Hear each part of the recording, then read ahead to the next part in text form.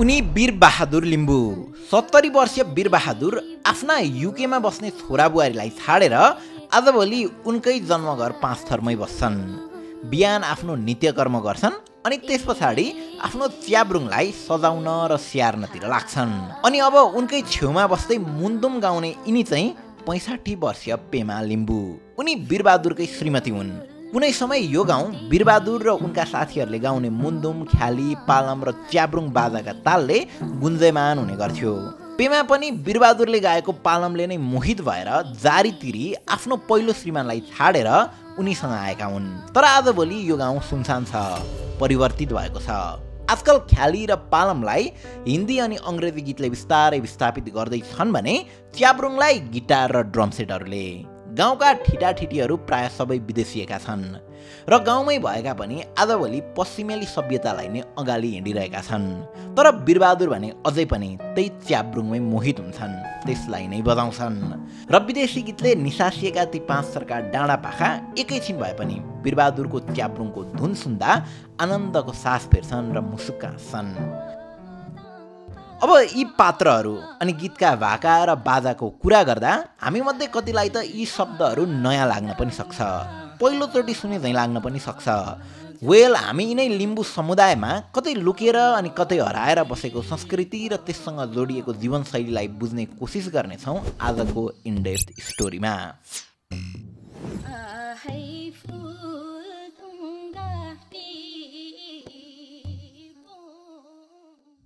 मुख्यतः नेपालको पूर्वी भागमा बस्ने लिम्बू जातिको सुरुवात नै मुन्दुमबाट हुने गर्छ। हिन्दू धर्ममा गीता जस्तै लिम्बू समुदायको धार्मिक ग्रन्थ हो मुन्दुम।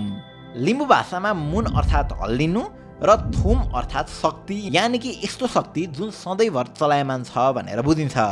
मुन्दुम लिम्बू समुदायको धार्मिक ग्रन्थ मात्र नभइकन उनीहरूको जीवनकालमा प्रयोग हुने ज्ञानशास्त्र, दर्शनशास्त्र र इतिहास पनि हो, जसलाई उनीहरूले मूलतः मूर्त तथा अमूर्त संस्कृतिको रूपमा अध्ययन गर्छन् र यो कुनै रिटन फर्मेटमा नभएर प्राचीन कालदेखि नै मौलिक श्रुति परम्पराबाट हुँदै आएको मौलिक ग्रन्थ हो, जसभित्र लिम्बू मानव जातिको सभ्यताको विकासको इतिहास र यस जातिमा प्रचलित विभिन्न संस्कृति तथा संस्कारहरू सङ्ग्रहित भएका हुन्छन्।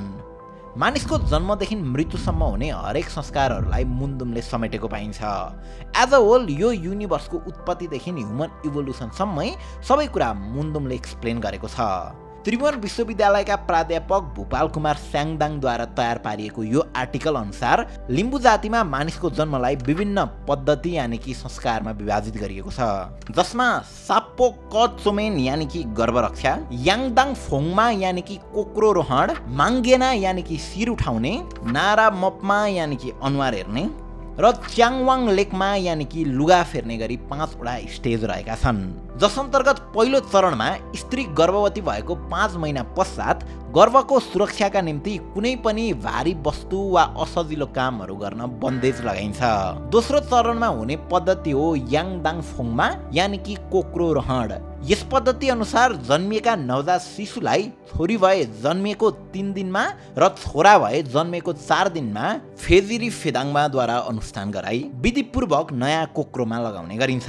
त्यसपश्चात माङ्गेना अनुसार माङ्गेना अनुष्ठान गरी उक्त शिशुको ग्रह दशा शान्त गरी शिर उठाइन्छ।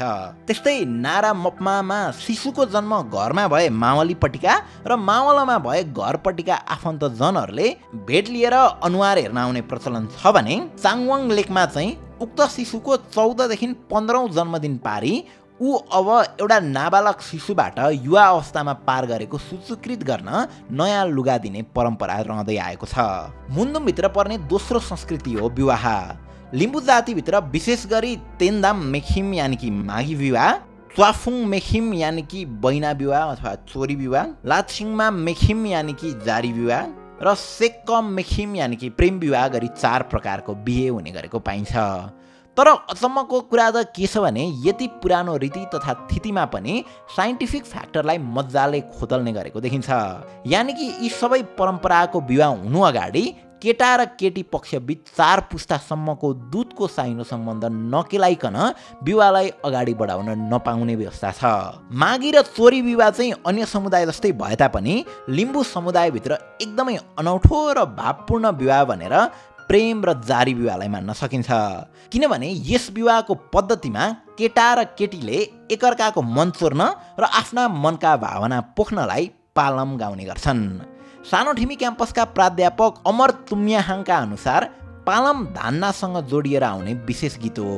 कतिपय इतिहासकारले पालमलाई बाली स्याहार्ने समयमा धान्नाच गर्दा गाउने भने तापनि मुख्यतः यो विशुद्ध प्रेम गीत नै हो भनेर बताउँछन्, जसमा प्रेमी र प्रेमिका 7 दिन 7 रातसम्म अविराम समर्पणसहित उभिएर धान्नाच नाच्दै पालम गाउँछन् र यसरी पालम गाएर मन जिती बिहे गर्ने चलन पनि रहँदै आएको छ। जहाँ यसरी तेनदाम मेखिम यानि कि मागी बिहा गरी रीति र तिथि पुर्याएर बिहे गरिदिएको घरमा छोरी खुसी भएन भने ऊ पूर्ण माइती आएर बस्न पाउने र माइती पक्षले उक्त छोरीलाई पूर्ण कन्या केटीकै रूपमा स्याहार सुसार गर्ने चलन छ। र यसरी आफ्नो घर छाडेर आएको छोरी चेली पूर्ण घर नगइकन अन्य पुरुषसँग बिहे गरेको खण्डमा माइती पक्षले आफ्नो पूर्व ज्वाइँको शिर उठाउनु पर्ने चलन छ। जसस्वरूप आफ्ना छोरी चेलीले विवाहको समयमा श्रीमानतर्फबाट पाएको सुनौली रुपौली अर्थात् सुन चाँदी, विभिन्न कोसेली र ससुराली जाँदा ज्वाइँले गरेको खर्च लगायतलाई उठाउने प्रचलन रहँदै आएको छ। अब यही नै हो जारी भन्ने कुरा। यो कुरा हामीले उपेन्द्र सुब्बाको बाँसुरी फिल्म प्रोडक्सनबाट बनेको जारी मुभीमा पनि देखेका छौँ। मुभीभित्र आफ्नो श्रीमान नामसाङसँग झगडा गरी माइत बसेकी विवाहित हाङमाको भेट सेराङसँग हुन्छ र सेराङले मेलामा गाएको पालममा जितेर हाङमालाई आफ्नो बनाउँछन् र उनीहरूले बिहे गर्छन् र यो बिहेलाई नै जारी विवाह भनिन्छ। यस्तै लिम्बूहरूको चाडपर्व र रीतिथितिसँग जोडिएको अर्को भाका हो ख्याली र आकपारे। प्रधानाध्यापक अमर तुम्याङको यो आर्टिकल र थाम्सुआङ यालम्बर मिकवाको यो भनाइअनुसार लिम्बू समुदायमा धान नाच्नु पूर्व युवा युवतीले साइनो केलाउन, क्रियाक्रम सके पछाडि दुःख सुखका कुरा गर्न र सामान्यतया एक आपसमा ख्याल ठट्टा लगायतका अवसरवश जहाँ जुन कार्यक्रममा जुन प्रसङ्गमा उठ्यो यसले त्यसैलाई महत्त्व दिएर त्यसको सेरोफेरोको प्रभावमा ख्यालीको प्रयोग हुँदै आएको पाइन्छ। र अर्को लिम्बू जातिमा एकदमै विशेष र छुटाउनै नहुने गाइने लय वा भाका हो आकपारे। मुन्दुम अनुसार आकपारेलाई मुन्दुमी ज्ञान र सवाल जवाफको रूपमा लिम्बू समुदायले गाइने र विभिन्न सांस्कृतिक शब्द समारोहमा आशीर्वाद दिन प्रयोग हुने हुँदा यसर्थ आकपारेलाई शास्त्र र आशीर्वाद दिने पद्धतिको रूपमा पनि लिन सकिन्छ। लिम्बू समुदायको मुन्दुम अनुसार कुनै पनि मानिसको मृत्यु नै उसको जीवन चक्रको अन्तिम चक्र हुने मानिन्छ, जस अन्तर्गत उनीहरूले उमेर र घटना अनुसार मृत्युलाई विभिन्न किसिममा डिभाइड गरेका हुन्छन्, जसमा पनि मुख्यतया दुईवटा मृत्युलाई फोकस गरिएको पाइन्छ। एउटा कालगती मृत्यु र अर्को अकाल मृत्यु। कुनै पनि घरमा यदि कोही पनि व्यक्ति कालगती यानि कि समय पुगेरै मर्छ भने आफन्तजनहरूलाई थाहा दिन भनेर बिजोडी बन्दुक पड्काउने गरिन्छ। यस पश्चात मृत शरीरलाई नुहाइन्छ र सबलाई घरको मूल खाँबोको छेउमा एकहोरो लिपेको एरियामा सुताइन्छ। त्यस पश्चात सबको निधारमा नाकपा याङ यानि कि ढक पैसा अनिवार्य लगाइन्छ र मृत सब पुरुषको भएको खण्डमा 4वटा र महिला भएको खण्डमा 3वटा बाँसको चेडाप यानि कि काण्डी काठ तयार पारिन्छ। अब यसरी तयार भएको चेडापलाई सेतो कपडाको कात्रोले घेरिन्छ र यसरी शव यात्रामा मृत शरीर अगाडि अगाडि सेतो ध्वजा पातले लिड गर्छ भने खुकुरी नचाउँदै बन्दुक पड्काउँदै र भुटेको धान र ढाकी पैसा छर्दै मृत शरीरलाई इपुक यानि कि चिहानमा पुर्याइन्छ। लासलाई पुर्नु अगाडि खामबोङ बा लोङबोङ यानि कि जमिनका मालिकहरूसँग 4 दाम पैसा भेटी चढाई जमिन किनिन्छ। त्यसपश्चात उक्त मृत शरीरलाई चिहानमा राखी त्यसबाट सातो निकालिन्छ र उक्त सातोलाई काँसको थालमा थापी लासलाई पुरिन्छ र अन्त्यमा उक्त चिहानमाथि महिला भए 3 तला र पुरुष भए 4 तलाको चौतारी बनाइने प्रचलन छ। मृत्यु पश्चात पनि युम्सा नाकमा यानि कि नुन तेल माग्ने विधि, फेजासे यानि सुध्याई, सामसामा यानि सातो पुर्याउने, मिकवा साङमा यानि दुखहरण र लाही नामही इम्मा यानि दशाग्रह काटिने जस्ता विधि क्रमशः रूपमा गरिने गरिन्छ र यी सबै रीतिरिवाज, संस्कृति र नीति अनि नियम सबै मुन्दुममै आधारित हुन्छन्। मुन्दुम लिम्बू समुदायमा प्रचलित जन्म, विवाह र मृत्यु संस्कारको प्रमुख स्रोत हो। जन्म संस्कारहरूको मुख्य उद्देश्य शिशुको गर्भदेखि नै सुरक्षा गरी जन्मेपछि उसलाई पहिचान दिँदै बच्चालाई स्वास्थ्य एवं सक्षम र जिम्मेवार नागरिक नागरिक बनाउने वातावरण सिर्जना गर्नु हो। यस्तै विवाह संस्कारको मुख्य उद्देश्य विवाह पद्धतिलाई व्यवस्थित र मर्यादित बनाई यसलाई सामाजिक वैधानिकता प्रदान गर्न मद्दत पुर्याउनु हो। यता मृत्यु संस्कार सञ्चालन गर्नुको प्रमुख आशय परिवारको सदस्यको मृत्युबाट दुखी व्यक्तिलाई उन्मुक्ति दिँदै उसलाई अपवित्र अवस्थाबाट पवित्र बनाउने तथा मृत्यु संस्कार पद्धतिलाई व्यवस्थित बनाउनु हो। र यी सबै संस्कारहरू लिम्बू जातिले आफ्नो पुरोहित फेदाङमा युवा तथा एमाद्वारा तुम्याङ यानि कि भद्रबल आदमीको सहयोगमा सम्पन्न गराउँछन्, जसमा अझै एउटा चिजको मुख्य भूमिका हुने गर्दछ र त्यो चिज हो च्याब्रुङ। हो त्यही च्याब्रुङ जुन हामीले भिडियोको सुरुमा वीरबहादुर बाजेले बजाउने गर्छन् भनेका थियौँ। लिम्बू समुदायमा च्याब्रुङलाई एउटा सामाजिक आभूषणको रूपमा लिने गरिन्छ। आइत खुजुमको च्याब्रुङको नालीबेली किताबका अनुसार च्याब्रुङ बाजा र नाच प्राचीन कालदेखि नै चलिआएको लोकबाजा र नृत्य भएको बताइन्छ। खिरेलाङ यानि कस्तुरी नाच, सिपे थुक्पालाङ यानि कि ढुकुर नाच जस्ता थुप्रै प्राणीहरूको नक्कल गर्ने नाचहरू यो च्याब्रुङको तालमा नाच्ने गरिन्छ। खुजुमका अनुसार च्याब्रुङ शब्दको उत्पत्ति उक्त बाजाको आवाजको आधारमा रहेको पाइन्छ, जसमा उक्त बाजालाई दुवै हातले बजाउँदा एकतिरबाट च्याङ र अर्कोतिरबाट थुङ आउने गर्छ र यही च्याङ थुङ नै बिस्तारै परिवर्तित हुँदै च्याब्रुङ भएको पाइन्छ। घरको मूल खाँबोमा च्याब्रुङ राखे भूत प्रेत प्रकोप आदि इत्यादिबाट बच्ने हुँदा लिम्बूहरूले उक्त च्याब्रुङलाई आफ्नो समुदायमा ठुलो महत्त्व राखी घरको मूल खाँबोमै झुन्ड्याएर राख्छन्। खोक्रो काठको मुढामा दुवैतिर छालाले मोडेर बनाएको यो बाजा लिम्बू कुलगुरु येवा येमा र साम्बाले गुरु पूजा गर्दा याङग्राङ सिङ गाडेर अनुष्ठान गर्दा र यसबाहेक घर पैँचो स्वागत संस्कारमा पनि बजाइने बाजा हो र हिजो आज त सरकारी उत्सवमा पनि च्याब्रुङ बजाउने गरेको पाइन्छ।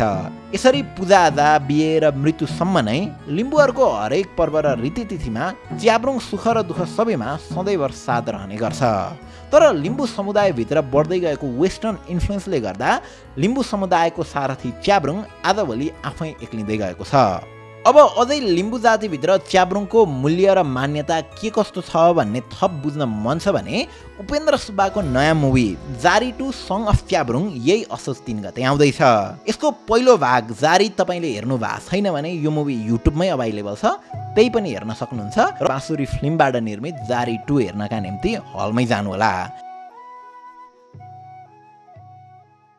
हामीले यो भिडियो बनाउँदा विभिन्न आर्टिकलहरू, इन्टरभ्यू र रिपोर्ट्सहरूलाई आधारित मानेका थियौँ। हामीले खोज्दै र बुझ्दै जाँदा लिम्बू समुदाय आफैमा एउटा महासागर जस्तो रहेछ, जसभित्र जति बुझ्दै गयो त्यति धेरै डेप्थ रहेको भेटायौँ। त्यसैले काहीँ कतै गडबड भए हामी क्षमा प्रार्थी छौँ। अरू त के नै छ र, चाहे त्यो लिम्बू समुदाय होस् वा खस, च्याब्रुङ होस् वा मादल, दोहोरी होस् वा पालम, तोरथी होस् या धान नाच, यी सबै हामी नेपालीका सम्पत्ति हो र मुख्य कुरा हामी सम्पूर्ण नेपाली हौँ। नेपाली कला संस्कृतिलाई बचाउने हाम्रो मुख्य धर्म हो। त्यसैले पनि नेपालकै इतिहास र कल्चर झल्काउने यस्ता कम्युनिटी र कल्चरल बेस्ड मुभीहरूलाई स्पेस दिन एकदमै आवश्यक छ, किनकि संस्कृति बचे देश बच्छ र देश बचे हामी।